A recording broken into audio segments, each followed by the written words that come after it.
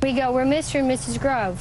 We're looking for our daughter, Catherine Grove. Their very first words to us were, we have reason to believe that you're going to kidnap your daughter. When she says she doesn't want to see her family, we say, okay.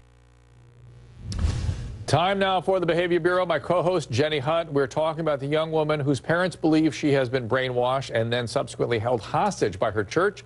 Back with us, Deneen Manette. Joining us, family therapist Wendy Schwartz, psychotherapist Wendy Walsh, author of the 30-Day Love Detox. And we have Catherine Grove's parents, Andy and Patty Grove. Andy, thank you for joining us. When was the last time you spoke with your daughter? We spoke with her the last time was on Sunday, August 26th on a cell phone. We don't know where she was at that time. The last time we saw her was on August 19th for about 5 minutes, and the time before that was on August 2nd, that we really had any contact with Catherine. Catherine was August 2nd. And what happened when you tried to speak to the elderly about your daughter's situation? About what? When you, either of you, when you spoke to the elders, how did they react to your coming around?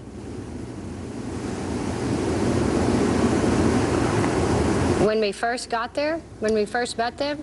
Were the elders cooperative or were they difficult for you to deal with? Well, no, the elders had to have a elders meeting, some kind of committee meeting amongst the elders to pray and to discern whether or not it would be permissible to ask Catherine if it was okay for us to ask to speak to her. It took us 4 hours when we first met them to even acknowledge that they might tell Catherine we were there.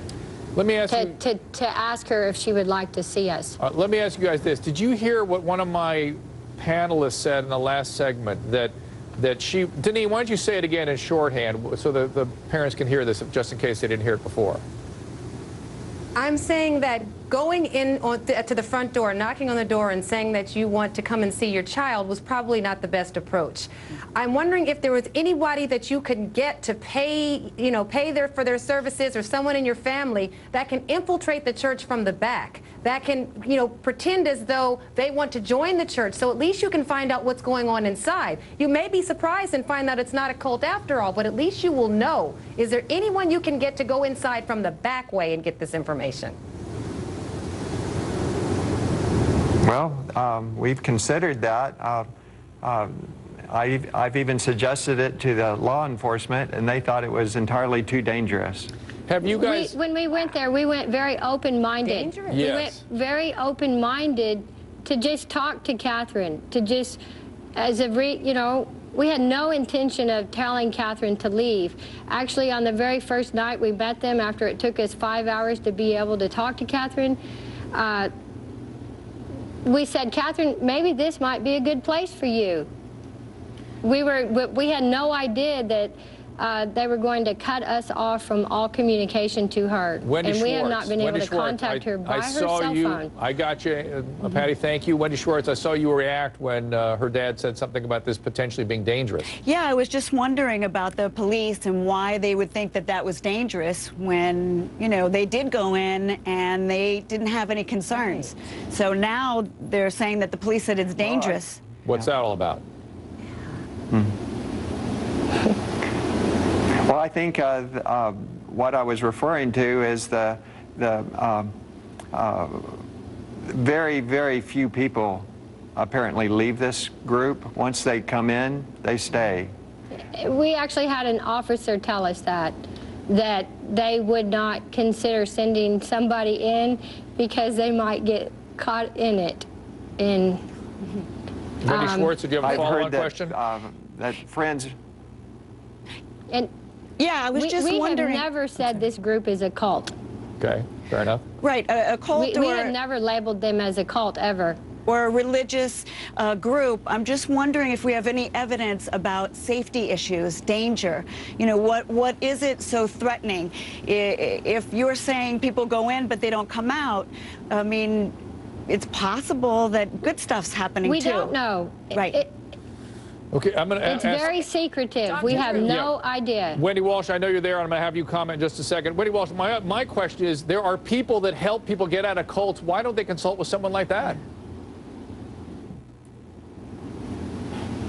All we want to do is be able to have a conversation with our daughter like she's a U.S. citizen, 26 years old, like they keep quoting. If they would treat her like she's 26 years old and a U.S. citizen, then why don't they just let Catherine talk freely to people? Okay. She can't see anyone. Yes, that's bizarre. Guys, thank you. That's the question. Right. I want to thank Catherine's parents. We've been in Wells, Texas for 10 weeks. Wow. I mean, 10. Wow, I'm so sorry. You've been there the whole time just trying to get your daughter, get some clarity about this or resolve it? Is that right? Yes, we're not trying to get her to go home. We're not trying to force her to do anything. She's an adult. All we want to do is be able to talk to our daughter just like any of you would want to talk to one of your kids. That's all. Patty, Andy, That's thank you. all we want to do. Thank you so much. Be able to sit down and talk. We've had lots of little technical problems here, and I thank you for joining us. But yes, whenever someone cuts you off from your family, you should be very suspect. There's very little justifiable reason for something such as that. The Behavior Bureau is going to chew on this for a little while, but later, the woman accused of shoving her husband off a cliff just 8 days into their marriage, now out of jail, and we have some interesting information about what's going on with her tonight after this.